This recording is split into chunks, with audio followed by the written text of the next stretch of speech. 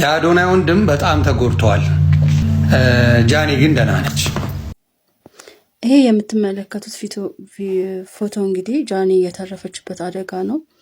ዛሬ አሳዛኝና ሰበር ዜና መናገር ፈልጌ ነው። ለአጋጣሚ ለሕክምና ወደ ኢትዮ ኢስታንቡል ስሄድ ታዋቂዋ ቲክቶከር ጃኒ ገብሩ የመኪና አደጋ ደርሶባት ከኢስታንቡል ሆስፒታል ወጣ ወደ ላንሴት ስትሄድ ላይ ያለች እየወረደች ባለው መኪና ለገጠና ወንድ ልጅ በትክክል ሲያፈቅር በነገራችን ላይ ይሄ ነፍሱ ሰምታችኋል። 1.9 ቢሊዮን ብር የተጭበረበረበት 1430 አባወራዎች ህይወት የተናጋበት 15 ባንኮች 15 የሚዲያ ተቋማት የተመረመሩበት 150 ሰዎች ኢንተርቪው የተደረጉበት 7000 ገጽ ማስረጃ የተገኘበት 7000 ገጽ ማስረጃ የተገኘበት ለዚህ ወንጀል የተባበሩትን ክሰስ ተብሎ አቃቢ ህግ ማስረጃው ሲሰጠው ፍርድ ቤት ሄዶ ምን ቢል ጥሩ ነው? ለዚህ ወንጀል የተባበሩ ሰዎች ከመንሱር ጀማል በስተቀር በዋስትና መብት ቢፈቱ ተቃውሞ የለኝም። ሰላም ጤና ይስጥልኝ ጋይስ፣ እንደምን ዋላችሁ? እኔ እግዚአብሔር ይመስገን ደህና ነኝ። እንግዲህ እንደተለመደው አዳዲስና ወቅታዊ መነጋገሪያ ጉዳዮችን ይዤላችሁ መጥቻለሁ። አብራችሁ እስከ መጨረሻ እንድትቆዩ በትህትና ጠይቃችኋለሁ ማለት ነው። እንግዲህ አዲስ ከሆናችሁ ሰብስክራይብ እንዲሁም ላይክ በማድረግ ይህን ቪዲዮ እንድትጀምሩ በትህትና ጠይቃችኋለሁ ማለት ነው። እንግዲህ ወደ ቀዳሚውና ወደ መጀመሪያ ቪዲዮ ላሸጋግራችሁና ተመልሼ እመጣለሁ። እስከ መጨረሻ አብራችሁን ቆዩ ማለት ፈልጋለሁ። ወንድ ልጅ በትክክል ሲያፈቅር በነገራችን ላይ ይሄ ነፍሱ ድረስ የሚገባ ፍቅር ሲሰማው በጣም ደስ የሚለው ይመስላል። አንድ ሴቶችኛ አሁን በቃ እሱን ነገር ያገኘን ሲመስልን በቃ ደስ ይላል ምናምን። ለወንድ ልጅ ግን ኢትስ አ ትሬት ፍርሃት ነው የሚጨምርበትና በጣም ይሄ ልቡ ድረስ የገባች ሴት ጋር አብሮ መሆን በጣም ነው የሚፈራው። እሱ ቢፈልግ እንኳን ነርቨስ ሲስተሙ አይፈቅድለትም። ኬኦስ ነው የለመደው። ወንድ ልጅ እንዲህ ካረክ ነው ቫልዩ ይሄንን ባረክበት ነው በተባለ ለምዶ ልክ የሆነች ሴት ኦሬዲ አንኮንዲሽናሊ ከወደደችው የመጨረሻ ነው የሚፈራውና ይመስለናል። ግን ወንድ ልጅ በነገራችን ላይ ከሚወደው ነገር በላይ የሚያስቀድመው ኮንትሮልን ነው። ኮንትሮል የሚያጣበት ከመሰለው ምንም ነገር ይሁን ነፍሱን ኦሬዲ ለምን አትሆንም ከሷ ጋር መሆን አይችልም። ልክ ይሄ the false beliefs እና ገባችሁ? ይሄ ኮንትሮልን እስከጣደስ ወይ ደግሞ ኢጎ ዴዝ ሊገጥመው ይገባል። ይሄ ኢጎ ፈራርሶ እሱ ለሴፍቲ የሚመርጠው ነገር እንደማያዋጣው ካላወቀ አይመርጥሽም ማለት ነውና it feels like a rejection at first ለሴቷ ማለት ነው። ግን ይሄንን ነገር ከተረዳው በኋላ I was like እና በነገራችን ላይ ብዙ ሪሌሽንሺፕ እና ብዙ ትዳሮች ውስጥ ያሉ ወንዶች ይሄ አፈቅርሻለሁ ምናምን ሲሉሽ ሴፍቲያቸውን ባማከለ መልኩ እነሱ ኢን ኮንትሮል ሆኖ እንደሚወዱሽ ስለሚያውቁ unless they're projecting ማለት ነው። ምክንያቱም ሴት ወንዶች ውስጥ ያቺ unconscious part of his soul አለች ወይም ደግሞ feminine ይሄ አኒማ የሚባለው ፓርት አለ እነሱ ጋር ማለት ነውና እቺ አኒማ feminine side ናት። feminine ሳይዳቸውን ሪፕሬስ አድርገው በቃ ዝም በል ተብሎ ያደገ ወንድ ስለሆነ አብዛኛው ጊዜ ልክ ይሄ ነፍሱ ድረስ የምትደርስ ሴት ስትመጣ ኢትስ አ ትሬት አማያውቀው አዲስ ቴሪቶሪ ነውና እሷን ኦሬዲ ፐርሱ ቢያደርግ ከዛሬ ቢውልድ ያደረገው ማንነት የሚፈራርስ ነው የሚመስለው። ኢዝሊ ራሱን አይሰጥም ማለት ነውና አይገርምም? ከዛ ግን ያቺ ሴት ደግሞ ማለት ነው ይሄ አኒማውን ሪፍሌክት ያደረገችበት ሴት እሷ ደግሞ አኒመሷን ነው ኦሬዲ እሱ ውስጥ የምታየው ማለት ነውና ቼስ ብታረግ በቃ እጇ እንደማይገባ ስታውቅ ኦፍ ኮርስ ወደ ራሷ ትመለሳለችና ያኔ she becomes his mirror.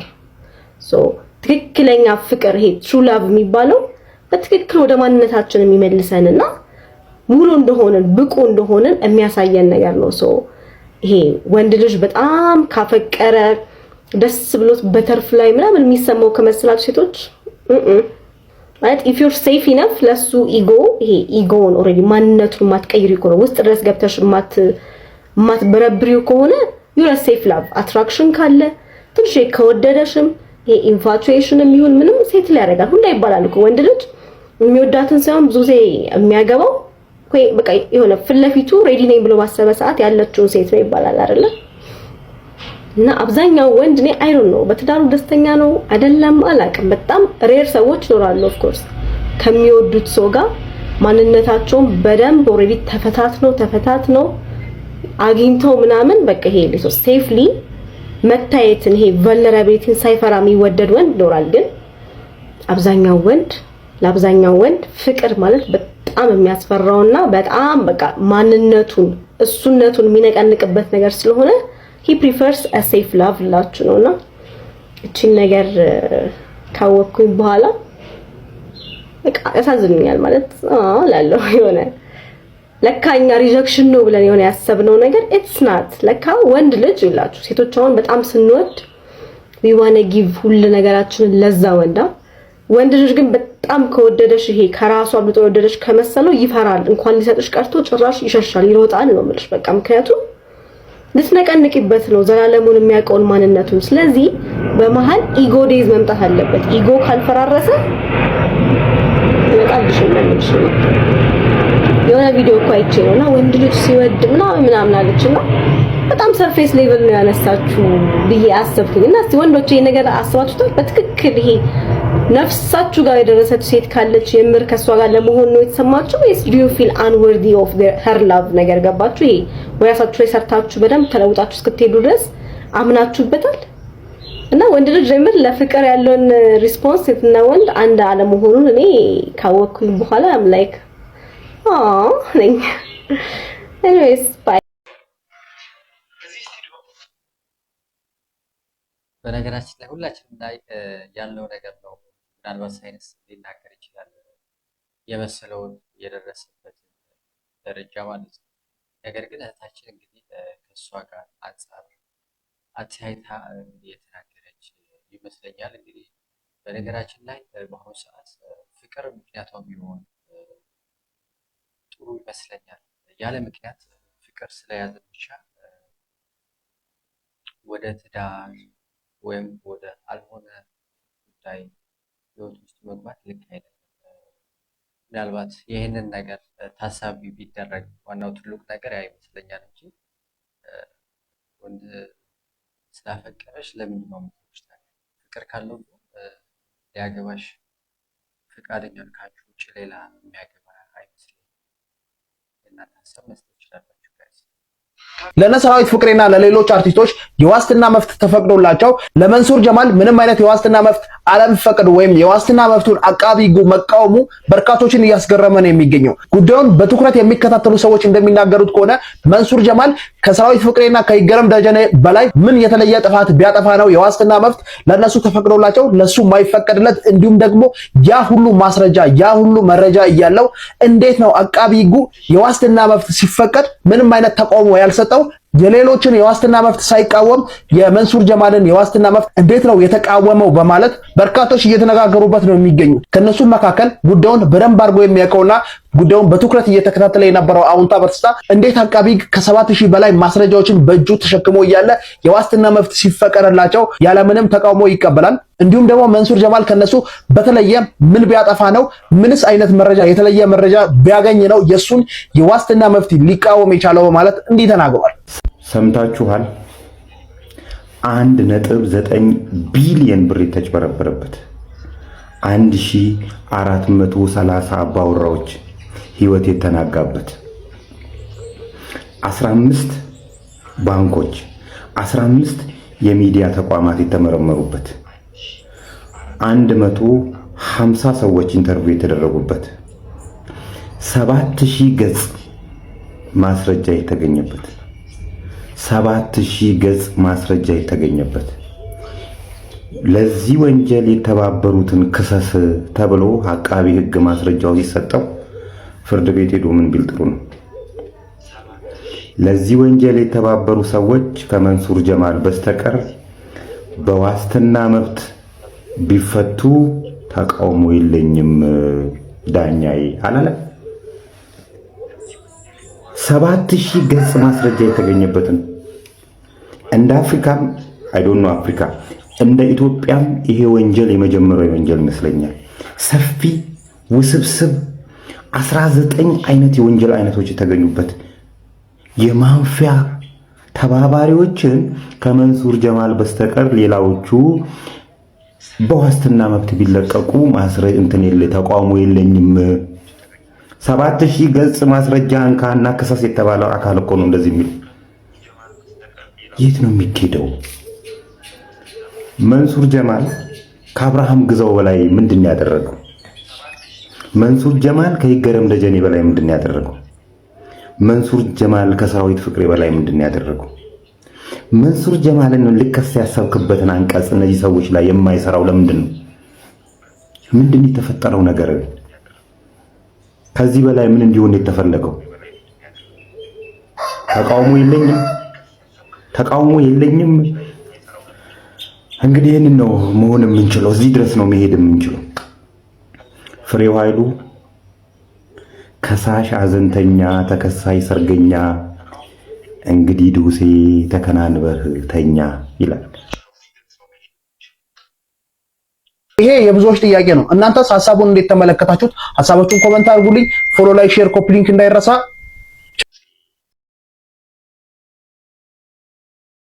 ስለ ጉዳዩ እኔ ብዙ የማውቀው ነገር የለም፣ ብዙ መረጃ የለም። ነገር ግን እኔ የተፈቱ አይመስለኝም። በነገራችን ላይ ጋይስ ገና ምናልባት ዛሬ ወይም ነገ በዋስ የሚለቀቅ ይመስለኛል ካልተሳሳትኩ። ነገር ግን እኔ በዚህ በኩል ላይ ደስ ብሎኛል ሊፈቱ መሆኑ ሲሰማ ማለት ነው። እኔ እንጃ ጥፋታቸው እኔ ብዙ እየገባኝ ስላልሆነ ማለት ነው። ምን ያህል ይህንን ያህል በእነስራዎች ላይ ምን አይነት ገበን በሰሩ ብዙም መረጃ ያለ ብዙም አልተቀበልኩትም ለማለት ፈልጋለሁ። ግን ቢፈቱ ደስ ይለኛል። ጋይስ ምን ትላላችሁ እናንተ? ዛሬ አሳዛኝና ሰበር ዜና መናገር ፈልጌ ነው። ለአጋጣሚ ለሕክምና ወደ ኢትዮ ኢስታንቡል ስሄድ ታዋቂዋ ቲክቶከር ጃኒ ገብሩ የመኪና አደጋ ደርሶባት ከኢስታንቡል ሆስፒታል ወጣ ወደ ላንሴት ስትሄድ ላይ ያለች እየወረደች ባለው መኪና ለአጋጣሚ አጠገቧ እናቷ ብቻ ነበረች በሰዓቱ ያየኋት እና ጓደኛዋ ነበረች። ሰዓቱ ለሙሉ ለማየት ፊቷን ስለሸፈነች በደንብ ጠጋ ብዬ ማንሳት አልቻልኩም። እንግዲህ ቀለል አጣርቻለሁ። ቤተሰብ የአዶናይ ወንድም በጣም ተጎድተዋል። እግዚአብሔር ይሁነው። የአዶናይ ወንድም በጣም ተጎድተዋል። ጃኒ ግን ደህና ነች። እግዚአብሔር የመኪና አደጋ ነው። የመኪና አደጋ ኤፍዬ በጣም ያሳዝናል። እግዚአብሔር ይሁናቸው።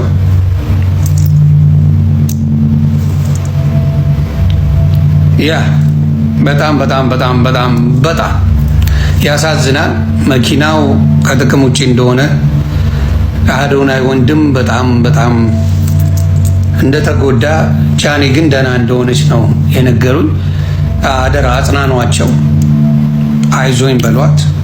እሱንም የአዶናይ ብዙ ጊዜ ከአዶናይ ወንድም ጋር አብረው ናቸው። ከታናሽ ወንድሙ ጋር ብዙ ቤታ ስትሄድ ምናምን አብረው ወይ አዶናይ ነው ወይ የአዶናይ ወንድም አለና ፋሚሊ ሆነዋል። ኦልሬዲ ፋሚሊ ናቸውና ያ ነገራቸው ደስ ይላል። እውነት ለመናገር ያ ነገራቸው በጣም ደስ ይላል። በጣም ያሳዝናል። ይፍዬ በጣም ነው የሚያሳዝነው። ከድንገተኛ አደጋ ማናችሁንም እግዚአብሔር ይሰውራችሁ። ይሄ የምትመለከቱት ፎቶ እንግዲህ ጃኒ የተረፈችበት መኪናው በጣም በኃይለኛ እኮ ነው የተጎዳው። እንዴት ነው አደጋ ነው። በዚህ ላይ እኔ ምን አስተያየት ልሰጥ እፈልጋለሁ መሰላችሁ? ብዙ ነገር ሊኖርብን ይችላል። ፕሮግራም፣ ሰርግ፣ ልንዝናና ወተን እንችላለን፣ ያው ልንጠጣ እንችላለን። ግን በዛን ሰዓት መኪና ባናሽከረክር እና ሴፍ በሆነ ሰው ወይ አሽከርካሪ ብንቀጥር፣ ካልሆነም ደግሞ መኪናችንን አቁመን ያው ብዙ አማራጭ አለ። በራይድ በምናውቀው ሰው ምናምን ባልጠጣ ሰው ብንንቀሳቀስ መልካም ነው እላለሁ። እና እንኳን እግዚአብሔር አተረፋችሁ። የነበረው አደጋ ይሄንን ነው የሚመስለው። በጣም ከባድ አደጋ ነበር። በጣም ከባድ አደጋ ነበረ እና እንኳን እግዚአብሔር አተረፋችሁ። ለማንኛውም ሌሎቻችሁም ተጠንቀቁ። ደስታ ሊኖር ይችላል፣ መጽናናት ሊኖር ይችላል። ግን ቢያንስ ብዙ የትራፊክ አደጋ እየደረሰ ህይወታችንን ወጣቶችም ሁሉንም ሰው እየቀጠፈ ስለሆነ እንደ ቀላል ነገር ልናየው አይገባም እና ይሄ ለሁላችንም የጥንቃቄ ደውል ነው። ተጠንቀቁ ለማለት ነው። ጋይስ የነበረኝ ቆይታ ይህንን ይመስላል። ግን በነገራችን ላይ የራሴ መልእክትን ለማስተላለፍ ያክል ሁላችንም ብንጠነቀቅ። እንግዲህ መኪና የምታሽከረክሩ ሰዎች ብዙ ጊዜ ይህንን ችግር ያለባችሁ ይመስለኛል። ብዙ ጊዜ ጠጥታችሁ መኪና የምትነዱበት ምክንያት ለምን እንደሆነ አላውቅም። ለምንድን ነው ራሳችሁን ለምን ነው የማትጠብቁት? ስለዚህ እና የነጃኒ ጉዳይ በዚህ ጉዳይ ነው እንግዲህ ህይወታቸው አደጋ ውስጥ የገባው ማለት ነው። ጠጥተዋል ሲባል ነበር። እንግዲህ እውነት ከሆነ እህታችንም ብዙ ሰው ተናግሮታል እና ጥንቃቄ ብናደርግ ጥሩ ነው ማለት እፈልጋለሁ። ጋይስ እንግዲህ የነበረኝ ቆይታ ይህንን ይመስላል። አዲስ ከሆናችሁ ሰብስክራይብ እንዲሁም ላይክ አድርጎ ሀሳብ ካላችሁ በኮመንት ላይ መጻፍ ትችላላችሁ ማለት ነው። እኔ የነበረኝ ቆይታ ይህንን ይመስላል። ሰላም ጥሩ ያሰማል ማለት እፈልጋለሁ። ባይ ባይ።